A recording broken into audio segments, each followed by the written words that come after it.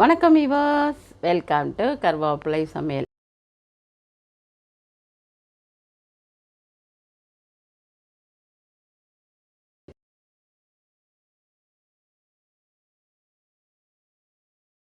பாருங்கள், இன்றைக்கி ரவா லாடு பண்ண போகிறோம். இன்னொன்று ஹெல்த்தியான ஒன்றும் பண்ண போகிறேன். அடுத்தது பாருங்கள், அது ரொம்ப ஈஸியாக இருக்கும். இது பண்ண முடியலனாலும் அது பண்ணலாம். வீடியோவை ஃபுல்லாக பாருங்கள். ஏன்னா பாதி பார்த்துட்டு கேள்வி கேட்குறீங்க. வீடியோலேயே சொல்லியிருப்பேன், ஆனால் கேள்வி கேட்குறீங்க. அதனால் வீடியோவை ஃபுல்லாக பாருங்கள். இப்போ நம்ம இந்த ஒரு கப்பு ஃபுல்லாக எடுத்து ரவையை வறுக்கிறோம். ரவை எப்படி வறுக்கணுன்னா, நல்ல வாசனை வரணும். அந்த ரவை வாசனை அப்போ தான் உங்களுக்கு கெடாமல் இருக்கும். அதனால் ரவையை நல்லா வறுக்கணும். வாசனை வரணும், லைட்டாக செவக்கணும். அதுக்கப்புறம் தான் ஒயிட்டாக ரொம்ப இருக்க வேண்டாம், கொஞ்சம் லைட்டாக செவக்கட்டும். ஏன்னா வயிற்றுக்கு ஒன்றும் பண்ணாது. ஒரு 4 நாள் வச்சுருந்து சாப்பிட்லாம். அதனால் நம்ம என்ன பண்ண போகிறோம், இன்றைக்கி ரவையை சூப்பராக வறுக்க போகிறோம். நான் ஆக்சுவலாக இப்போ அதான் இந்த சாப்பாடு பண்ணுற ஒரு குரூப்பில் இருக்கேன். அவங்க கிருஷ்ண ஜெயந்தி பட்சணம் சொன்னாங்க. அதில் என்னென்ன போட்டிருக்காங்கன்னா, வெள்ளைச்சீடை, உப்புச்சீடை, முறுக்கு, மாலாடு அப்படின்னு போட்டிருந்தாங்க. ஸோ அதனால் நான் உங்களுக்கு ரவா லாடோட மாலாடும் பண்ண போகிறேன். அதனால் வீடியோவை ஃபுல்லாக பாருங்கள். அது ரொம்ப ஈஸியாகவும் இருக்கும், உடம்புக்கும் நல்லது. ஒளிப்பிச்சா மாதிரி இருக்கிற குழந்தைகளுக்கு கொடுத்தீங்கன்னா நல்லா புசு புசுன்னு ஜம்முன்னு வரும். வாங்க ஒன்று ஒன்றா பார்ப்போம். இந்த டைமில் நம்ம வறுத்துட்டே இருக்கோம். வறுத்து முடித்து நல்லா வாசனை வந்தவுடனே நான் உங்களுக்கு சொல்கிறேன். பாருங்கள், நம்ம ரவையை சூப்பராக வறுத்துட்டோம். பயங்கரமாக வாசனை வந்துடுது, ரொம்ப நல்லா இருக்குது. அவ்வளோவா பாருங்கள், சிவப்பு அவ்வளோ ஒயிட்டாக தான் இருக்குது. இப்போ நம்ம அணைச்சிடுவோம். அணைச்சிட்டு ஆறின பிறகு மிக்சியில் நல்லா ஓட்டி நைஸாக அரைக்கணும். இதை அப்போ தான் ரவா லாடு நல்லாயிருக்கும். சரிங்களா? பாருங்கள், நம்ம வறுத்த ஆறின ரவையை பொடி பண்ணிட்டோம். இந்த அளவுக்கு தான் பொடியாகும். நிறையா 1 கிலோ அந்த மாதிரிலாம் போட்டால் மிக்ஸி அவ்வளோ அரைக்குமான்னு தெரியல. கொஞ்சம் கொஞ்சமாக போட்டு அரைக்கணும். நீங்கள் அரைக்கிறதா இருந்தால், நிறையா பண்ணுறதா இருந்தால் கொஞ்சம் கொஞ்சமாக போட்டு அரைங்க. இங்கே பாருங்கள், இப்போ நான் இந்த கப்பில் ரவை எடுத்தேன்னா அதே கப்பில் சர்க்கரை எடுத்திருக்கேன். சர்க்கரை எடுத்து இதை பாருங்கள், நல்லா பொடி பண்ணி எடுத்துன்னு வந்திருக்கேன். இந்த பொடி பண்ண சர்க்கரையை இதில் சேர்த்துடணும். சேர்த்துட்டு ஏலக்காய் போடணும். இங்கே பாருங்கள், ஒரு சின்ன அரிசி அளவுக்கு பச்சை கற்பூரத்தை நல்லா கையில் இப்படி நசுக்கிட்டு தான் போடணும். பச்சை கற்பூரம் வாசனை பிடிச்சவங்க போட்டுக்கோங்க, பிடிக்காதவங்க விட்டுடுங்க. பாருங்கள், இப்போ நம்மளோடது ஏலக்காய் போட்டுட்டோம், பச்சை கற்பூரம் போட்டுட்டோம், சர்க்கரை போட்டுட்டோம், ரவை போட்டுட்டோம். நல்லா மிக்ஸ் பண்ணணும். மிக்ஸ் பண்ணிவிட்டு, அதாவது சர்க்கரையும் ரவையும் நல்லா சேரணும். அந்த அளவுக்கு பொறுமையாக கொஞ்சம் கிளறிடுங்க. அதுக்கப்புறம் நம்ம என்ன பண்ணணும் அப்படின்னு நான் சொல்கிறேன். சில பேர் பால் ஊற்றி ரவா லாடு பிடிப்பா. அது ஒரு நாள் தான் வச்சுக்க முடியும். நான்லாம் நெய் ஊற்றி தான் பிடிப்பேன். அது எத்தனை நாள் ஆனாலும் வச்சுக்கலாம். ஒரு 10 நாள் கூட வெளியிலேயே கூட வச்சுக்கலாம், ஒன்றும் ஆகாது. அதனால் நீங்களும் நெய் ஊற்றியே பண்ணிவிடுங்க. இப்போ இதை எடுத்து வச்சுட்டு இதுக்கு நம்ம முந்திரி வறுத்து போடுவோம். அது மாத்திரம் இல்லாமல் இப்போ ட்ரை ஃப்ரூட்ஸ் எல்லாம் இருந்ததுன்னு வச்சுக்கோங்க, குழந்தைகளுக்கு கொடுக்குறோன்னா எல்லா ட்ரை ஃப்ரூட்ஸும் கூட பொடி பண்ணிவிட்டு வறுத்து இதில் போடலாம். நம்ம இஷ்டம்தான் நம்ம இதில் சேர்க்கறது. சரிங்களா? இல்லை ப்ளைனாக கூட பண்ணிக்கலாம். நான் முந்திரி மாத்திரம் வறுத்து போடுறேன். முந்திரியை வறுக்கிறதுக்கு கொஞ்சமாக நெய் விட்டுருவோம். முதல்ல நம்ம முந்திரியை வறுத்துருவோம். அதுக்கப்புறம் இன்னொரு ப்ராசஸ் இருக்குது. நெய்யை நல்லா காய்ச்சிக்கணும். அதை அப்படியே எடுத்து விட்டு கிளறிட்டு நம்ம பிசையணும். அதனால் இந்த முந்திரியை முதல்ல வறுத்துருவோம். கொஞ்சம் செவக்க எடுத்தோன்னா நல்லாயிருக்கும், கெடாமல் இருக்கும் இல்லையா? அதனால் கொஞ்சம் நல்லா அதில் இருக்கிற தண்ணி போகிற மாதிரி நல்லா செவக்க வறுத்துருங்க. அதுக்கப்புறம் நம்ம பாருங்கள், இப்போ வறுத்தாச்சு முந்திரியை. இப்போ அதை எடுத்துட்ட பிறகு இப்போ நெய் ஊற்ற போகிறோம். நெய் ஊற்றி அதை நம்ம பிசையணும். அதனால் கொஞ்சம் நிறக்கவே நெய் போட்டுக்கலாம். நெய் கொஞ்சம் நிறையா ஊற்றிக்கோங்க. வேணுன்ற அளவுக்கு நம்ம கரண்டியில் எடுத்து ஊற்றி பிசைஞ்சிக்கணும். அதனால் நெய் நல்லா சுடட்டும். இப்போ பாருங்கள், இதில் இந்த மாவில் நம்ம முந்திரியை போட்டுருவோம். இதில் தான் நெய்யை ஊற்றி நம்ம பிசையணும். சின்ன சின்ன லாடாக பிடிக்கணும். அதனால் இப்போது நம்ம இந்த முந்திரியெல்லாம் கொஞ்சம் உடச்சி விட்டுக்கலாம். அப்போ உங்களுக்கு அங்கங்கே ஒன்று வாய்க்கு கடிப்படும். அப்போ நல்லாயிருக்கும் சாப்பிட்றதுக்கு. அவ்வளோதான். இப்போ கிளறியாச்சு. இப்போ நெய் ஊற்றி பிசைஞ்சிடுவோம். பாருங்கள், இப்போது நம்ம இதில் இந்த சர்க்கரை எல்லாம் கிளறிட்டோம், முந்திரி எல்லாத்தையும். இப்போ நம்ம நெய் விட போகிறோம். நெய் சூடாக விட்டணும், அப்போ தான் பிடிக்க வரும். நெய் விட்டுட்டு நல்லா கிளறிட்டு அப்புறம் சூட்டோடு பிடிக்கணும். கொஞ்சம் கை யூஸ் பண்ணிக்கோங்க, கொஞ்சம் ஆறி இருக்கும். இப்போ நல்லா கையில் பிசைஞ்சு விட்டுட்டு அதில் அப்போ தான் அந்த சர்க்கரையும் சரி ரவையும் சரி நல்லா சேர்ந்து வரும். வாசனையாக இருக்கும். ஏலக்காவும் நம்ம வேறு கொஞ்சம் பச்சை கற்பூரம் போட்டிருக்கோம்ல, ரொம்ப டேஸ்ட்டாக இருக்கும், பிரமாதமாக இருக்கும். பண்ணி பார்த்துட்டு சொல்லுங்கள் எப்படி பிடிக்கணும் அப்படின்னா. இன்னும் கொஞ்சம் நெய் வேணுன்னா நெய் விட்டுக்கணும். இப்படி பிடிக்க வருதான்னு பார்க்கணும். வரலைன்னா நம்ம இன்னும் கொஞ்சம் நெய் விட்டுக்கலாம். ஆனால் அழுத்தி பிடிக்கணும், அப்போ தான் உங்களுக்கு இது பாருங்கள் சூப்பராக வரும். விடுது அப்படின்னா கொஞ்சம் நெய் விடணும்னு அர்த்தம். நான் பிடிச்சி பார்த்தேன், கொஞ்சம் லைட்டாக விடுபடுது. அதனால் நம்ம என்ன பண்ணுறோம், கொஞ்சம் நெய்யை லைட்டாக ஊற்றி இப்போ பிடிச்சோன்னா கடன்னு பிடிக்க வரும், நல்லாவும் இருக்கும்.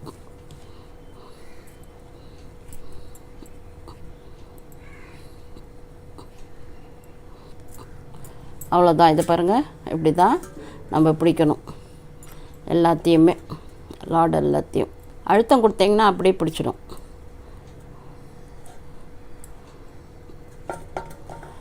இந்த மாதிரி நீங்கள் ஒன்று ஒன்றா நான் பிடிக்கிறேன், பிடிச்சிட்டு உங்களுக்கு காமிக்கிறேன். முதல்ல கொஞ்சம் சுமாராக பிடிச்ச பிறகு நீங்கள் என்ன பண்ணணும், திருப்பியும் கொஞ்சம் அழுத்தி பிடிச்சிங்கன்னா அப்படியே இருக்கும். இது வந்து வெளியிலேயே வச்சுக்கலாம், ஒரு வாரம் கூட கெடாது. இதே பால் ஊற்றி கொஞ்சம் பிடிக்க வரலன்னு பிடிச்சிங்கன்னா ஃப்ரிட்ஜில் வச்சு சாப்பிடுங்க, என்ஜாய் பண்ணுங்கள், சூப்பராக இருக்கும். இன்றைக்கி நம்ம பார்க்க போகிறது மாலாடு. வாங்க எப்படி பண்ணலான்னு பார்க்கலாம். பாருங்கள், இந்த கப்பில் ஒரு கப்பு நம்ம உடச்சக்கல்ல போடுறோம். இப்போ வந்து நம்ம வந்து கிருஷ்ண ஜெயந்திக்கு என்னென்னலாம் பண்ணியிருக்கேன்னா, வெள்ளைச்சீடை, அப்புறம் உப்புச்சீடை வரும், அப்புறம் ரவா லாடு வரும். இது வந்து ரவா லாடு பண்ண முடியலன்னா ஈஸியாக நீங்கள் வந்து இந்த மாலாடு பண்ணலாம். இது வந்து உடச்சக்கல்ல பொடி லட்டு, ஆக்சுவலாக அவ்வளோதான், அதை தான் மாலாடுன்றோம். இப்போ வந்து இந்த உடச்சக்கல்ல வந்து சாப்பிட்டோன்னா குழந்தைகளுக்கெலாம் கொடுத்தீங்கன்னா ஒல்லி பிச்சா மாதிரி இருக்கிற குழந்தையெல்லாம் பொசு புசு புசு புசுன்னு ஜம்முன்னு ஆகிடும். அதனால் நீங்கள் இது வந்து இதை கூட பண்ணி நைவேத்தியம் பண்ணலாம். அது இல்லாமல் நம்ம கிருஷ்ண ஜெயந்திக்கு கிருஷ்ணனுக்கு ரொம்ப பிடிச்சது என்னென்னா அவளை எதுவுமே பண்ண முடியலைனாலும் அவள், வெண்ணெய் அப்புறம் கொஞ்சம் வெல்லம், இந்த மூணும் நீங்கள் நைவேத்தியம் பண்ணாலே போதும், சமைக்கவே வேண்டாம். கொஞ்சம் வெல்லத்தில் அவளை போட்டு பெசரி அதை கொஞ்சம் வச்சுடுங்க, கொஞ்சம் வெண்ணெய் வச்சுடுங்க, பழங்கள் வாங்கி வைங்க. சமைக்க முடியாதவாளுக்கு நான் சொல்கிறேன், பட்சணம் பண்ண முடியல அப்படின்னு கவலைப்பட வேண்டாம். ஏன்னா நான் வந்து ஆக்சுவலாக ஒரு இதில் பார்த்தேன், இந்த மாதிரி பட்சணம் செட்டில், அதில் பார்த்தா மாலாடு இருந்தது. அப்போ நம்மளும் மாலாடு போடலாம் அப்படின்னு தான் நான் இப்போது மாலாடு பண்ணுறேன். இது ரொம்ப ஈஸியாக பண்ணலாம். ஆக்சுவலாக வந்து உடம்புக்கும் ரொம்ப நல்லது. இதில் நீங்கள் வந்து இன்னும் கொஞ்சம் நல்லா பண்ணணும் அப்படின்னா ட்ரை ஃப்ரூட்ஸ் எல்லாம் கூட வறுத்து பொடி பண்ணிக்கோங்க. ஏன்னா அது வந்து குழந்தைகளுக்கு கொடுக்கும்போது இன்னும் ரொம்ப ஸ்ட்ரென்த்தாக இருக்கும். அதனால் அப்படியும் நீங்கள் சாப்பிட்லாம். நான் இப்போது இந்த இதை வந்து நல்லா வறுத்துடுறேன். வறுத்து பொடி பண்ணி ஜலிக்கணும், அப்போ தான் வந்து மென்னையை பிடிக்காமல் இருக்கும். இப்போ பாருங்கள், நல்லா சூடாகிடுத்து. இப்போ நான் அணைச்சிடுறேன், ஆறின உடனே அரைக்கலாம். பாருங்கள், இப்போது இதில் நம்ம உடச்சக்கல்ல வறுத்து எடுத்து ஆற வச்சு பொடி பண்ணி ஜலிச்சிக்கிறதா இருந்தால் ஜலிச்சு போட்டுக்கோங்க. அடுத்தது என்ன பண்ணணும், நம்ம உடச்சக்கல்ல இது தலை வெட்டி எடுத்தோமா, இப்போ நம்ம என்ன பண்ணணும், சர்க்கரையை கோபுரமாக எடுத்து பொடி பண்ணி எடுத்துன்னு வரணும். இங்கே பாருங்கள், நான் சர்க்கரையை கோபுரமாக எடுத்து பொடி பண்ணி எடுத்துன்னு வந்துட்டேன். கொஞ்சம் ஏலக்காவும் போட்டு பொடி பண்ணிட்டேன். சரிங்களா, நீங்களும் ஏலக்காயை போட்டு பொடி பண்ணிவிட்டு இதில் சேர்த்துருங்க. இந்த கப்பில் கோபுரமாக, சரிங்களா, சர்க்கரை கொஞ்சம் ஜாஸ்தியாக இருக்கணும், கோபுரமாக போட்டோம். பாருங்கள், நீங்கள் சர்க்கரைக்கு பதிலாக நார்மல் டேஸில் பண்ணுறதா இருந்தால் வெல்லத்தை துருவி அப்படியே போட்டும் பிசைஞ்சு பிடிக்கலாம், நல்லாயிருக்கும். இப்போ நான் என்ன பண்ணியிருக்கேன்னா, இது பாருங்கள், பச்சை கற்பூரம் ரொம்ப கொஞ்சோண்டு அதை அப்படியே நசுக்கிட்டு கையில் இந்த பாருங்கள் அப்படியே தூவணும். ரொம்ப போடக்கூடாது, கொஞ்சமாக தான் போடணும். அப்புறம் இதை நல்லா மிக்ஸ் பண்ணிவிட்டு நல்லா மிக்ஸ் பண்ணணும். அந்த சர்க்கரையும் அந்த இது என்ன பைத்தலாடு இல்லை, இது உடச்சக்கல்லையும் இதில் மிக்ஸ் ஆகணும். பைத்தம்பருப்பு உருண்டையும் இதே மாதிரி தான் பண்ணணும். பைத்தம்பருப்பை நல்லா வறுத்துட்டு இதே ப்ராசஸ் தான், சூப்பராக இருக்கும். பைத்த உருண்டையும் நல்ல ஹெல்த்து, குழந்தையெல்லாம் அப்படியே புசு புசு புசுன்னு இருக்கும், நமக்கும் ரொம்ப ஹெல்த்தியாக இருக்கும். உடைச்ச கடலையும் பைத்தம்பருப்பும் வீக்லி ஒன்ஸு இந்த மாதிரி நீங்கள் உருண்டை பண்ணி கொடுக்கலாம் குழந்தைகளுக்கு. அப்புறம் கிருஷ்ணனுக்கு நான் சொன்ன மாதிரி அவல், வெல்லம், வெண்ணெய் கம்பல்சரியாக வைங்க. நான் அவலை சமையல் பண்ணாமல் அப்படியே எல்லாத்தையும் கலந்து எப்படி நைவேத்தியம் பண்ணணும் அப்படின்னு ஒரு வீடியோ போடுறேன், அதை பார்த்துக்கோங்க. இயற்கையாக அடுப்பே வைக்காமல்.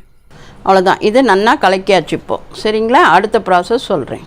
பாருங்கள், நெய்யை நல்லா காய்ச்சியாச்சு. நம்ம இந்த மாதிரி நெய்யை நல்லா காய்ச்சி எடுத்துக்கோங்க. அப்போ தான் வந்து நம்மளுக்கு அதில் ஊற்றி பிசைய வசதியாக இருக்கும். இப்போ நெய் காய்ச்சியாச்சு. இதோ இப்போ இது இருக்குது பாருங்கள். இப்போ என்ன பண்ணணும், இதில் நம்ம நெய்யை விட்டுட்டு அப்படியே கலரிட்டு நம்ம பிடிக்கணும். அவ்வளோதான். இதில் வந்து நீங்கள் முந்திரி பருப்பு, திராட்சை எல்லாம் போடலாம். இப்போ நான் வறுத்து இதில் போடுறேன். இந்த நெய்யை கலரினோடனே கொஞ்சம் முந்திரி, திராட்சை எல்லாம் போட்டால் நல்லாயிருக்கும். இல்லைன்னா அப்படியேவும் பிசைஞ்சு பிடிச்சிக்கலாம்.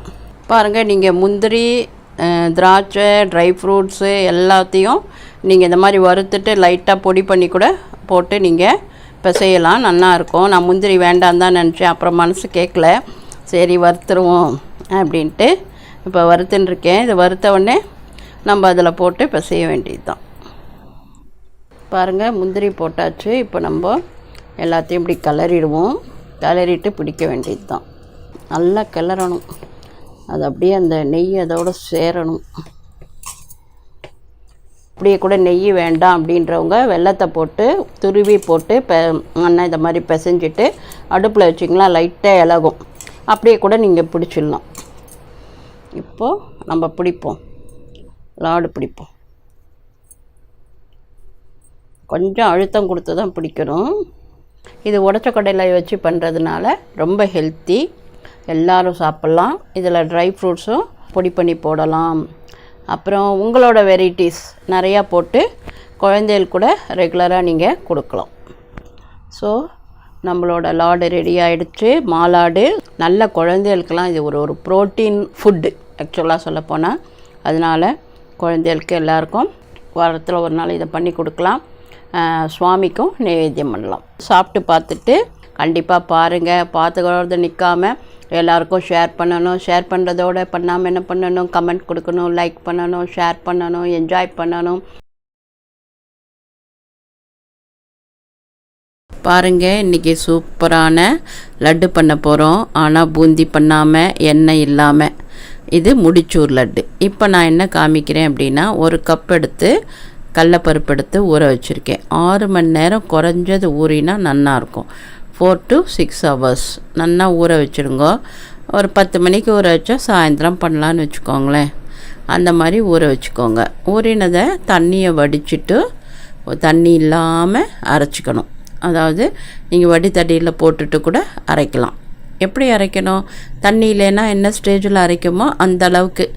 ரொம்ப வெழுமுனா வராது, ஓரளவுக்கு நல்லா அரைக்கும். அதை எடுத்துன்னு வந்து ஒரு பாண்ட்லி வச்சுக்கோங்க. அதில் எண்ணெய் விட்டுக்கோங்க. அதில் முதல்ல என்ன பண்ணணும், கிராம்பும் முந்திரியும் வறுத்துக்கணும். இந்த லட்டுக்கு தேவையானது. சாரப்பருப்பு இருந்தால் கூட நீங்கள் வறுத்துக்கலாம், நல்லா இருக்கும்.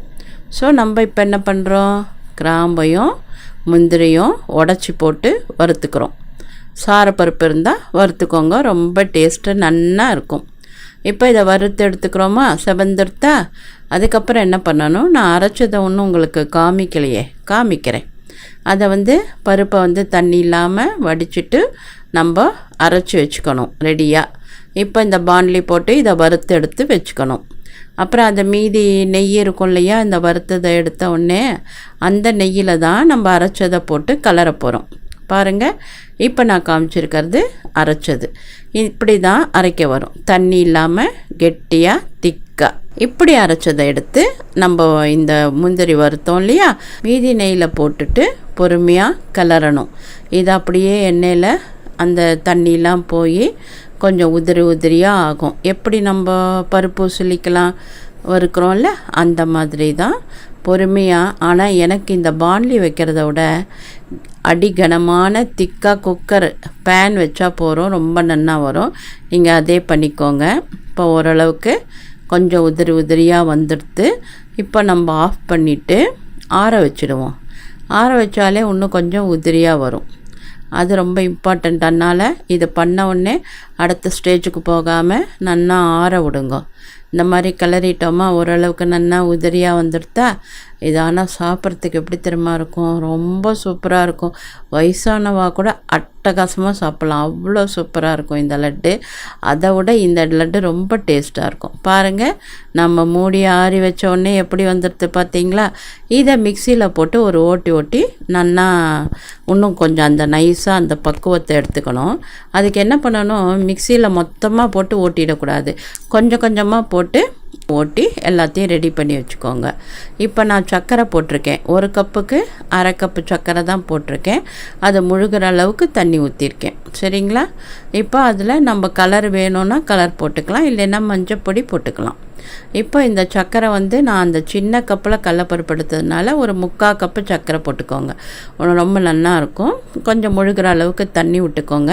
இந்த கம்பி பதம்னு சொல்லுவா பார்த்தீங்களா, அது வந்தால் கூட போகிறோம்.